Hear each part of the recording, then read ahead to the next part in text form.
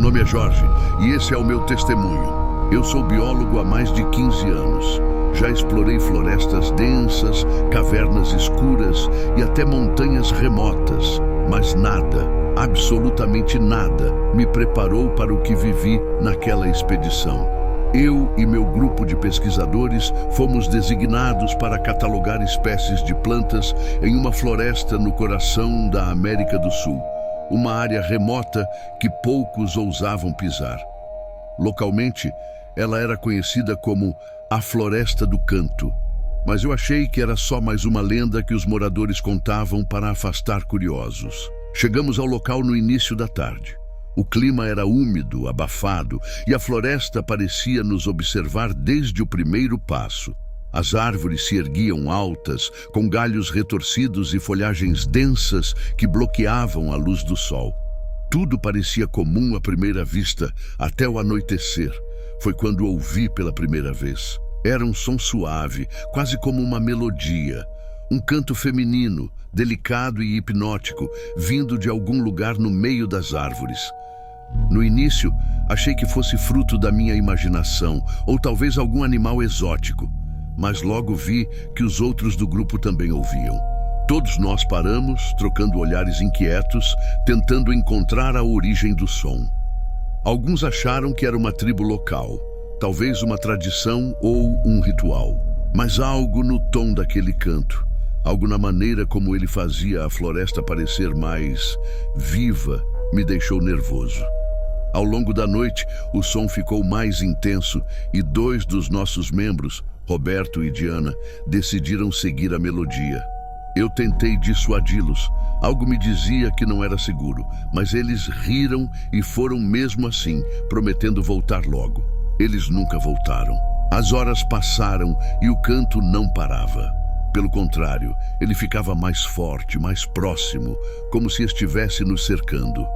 E o mais estranho, a floresta ao redor parecia mudar. Plantas que antes estavam em um lugar, na manhã seguinte, apareciam em outro.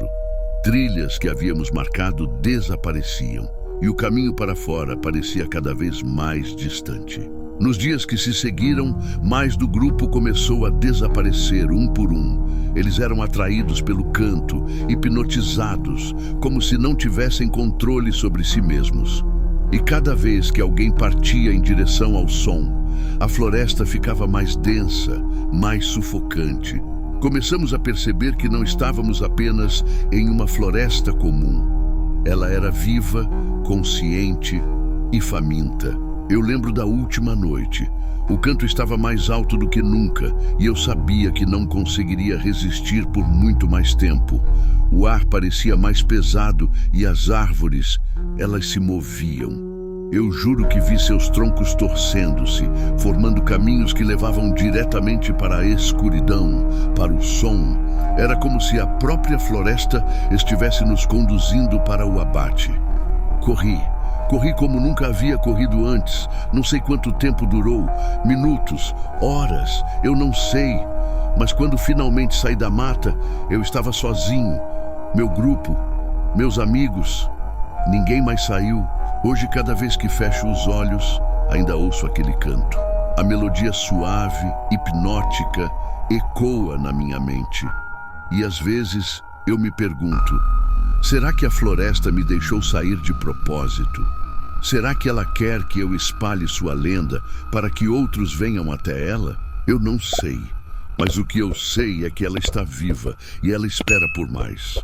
Olá, meu nome é Luísa. Vou contar algo que aconteceu comigo e que ainda me assombra até hoje. Há alguns meses, recebi uma herança de família um tanto peculiar. Era um quadro antigo que pertencia à minha avó. Ele retratava uma jovem mulher, de beleza imaculada, com um olhar penetrante que parecia seguir você onde quer que estivesse. Eu sempre achei o quadro um pouco estranho, mas o guardei por respeito à minha avó. No começo, parecia apenas uma peça decorativa comum. No entanto, com o passar dos dias, percebi algo estranho. A mulher no quadro, que antes parecia jovem e vibrante, começou a mudar. Era sutil no início, uma pequena ruga em torno dos olhos, o brilho nos olhos ficando menos intenso. Achei que minha mente estava pregando peças, mas a transformação se acelerava cada vez mais. O rosto da mulher envelhecia, as rugas se aprofundavam, e a pele, antes tão lisa, começava a murchar. O pior foi que, à medida que o quadro envelhecia, algo em mim também começava a mudar. Toda vez que eu olhava para o retrato, sentia um cansaço profundo, como se minha energia estivesse sendo drenada. Comecei a notar rugas em meu próprio rosto, mesmo sendo jovem. A cada dia parecia que eu estava envelhecendo anos em apenas algumas horas. Tentei cobrir o quadro, evitá-lo, mas a sensação de cansaço e perda de vitalidade persistia. E a mulher no quadro? Ela agora parecia uma velha moribunda, com olhos vazios, como se toda sua vida tivesse sido sugada. A sensação de estar sendo observado era opressiva, e à noite, eu juro que podia ouvir sussurros vindos do quarto onde o quadro estava. Desesperado, tentei me livrar dele. Levei-o para fora de casa, mas, de algum modo, ele sempre reaparecia, como se estivesse preso a mim. No auge do meu desespero, pesquisei sobre a origem do quadro e descobri uma história sombria. A mulher retratada não era apenas uma parente distante, mas alguém que, segundo rumores, teria feito um pacto para preservar sua beleza eterna, à custa da juventude de outros. Foi então que entendi. O quadro estava me consumindo, roubando minha vitalidade. Sem opções, decidi queimá-lo. E naquela noite, enquanto as chamas devoravam a moldura, senti como se um peso fosse arrancado de mim. Mas o rosto da mulher, mesmo em meio ao fogo, parecia sorrir de forma macabra. Hoje, minhas rugas desapareceram e minha energia voltou. Mas a lembrança daquele quadro e o que ele fez comigo, isso nunca vai embora. E às vezes, quando olho no espelho, vejo uma sombra do rosto daquela velha. Como se ela ainda estivesse me observando, esperando sua chance de retornar. Meu nome é Jonas. Trabalho há mais de 15 anos como técnico de uma central de telefonia. Nunca acreditei em nada sobrenatural, mas o que vou contar mudou completamente a minha visão sobre o mundo. Era uma noite de tempestade, daquelas que balançam até as estruturas mais firmes. Eu estava de plantão na central, monitorando as linhas que caíam por causa do temporal.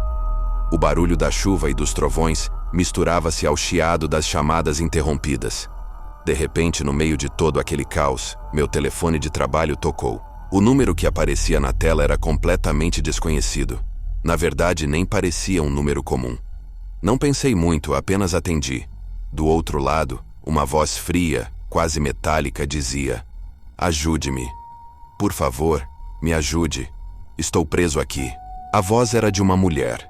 Ela parecia desesperada, mas havia algo estranho. Como se o tempo para ela não existisse. Como se estivesse aprisionada em um vazio eterno. Tentei falar com ela. Perguntei onde estava, mas a ligação caiu antes que ela pudesse responder. Achei que era uma brincadeira ou algum erro nas linhas por causa da tempestade. Mas, naquela mesma noite, a ligação voltou. A mesma voz, o mesmo pedido de socorro. Dessa vez, havia algo mais. Eu conseguia ouvir, ao fundo, um leve som de batidas rítmicas, como se fosse o eco de algo distante.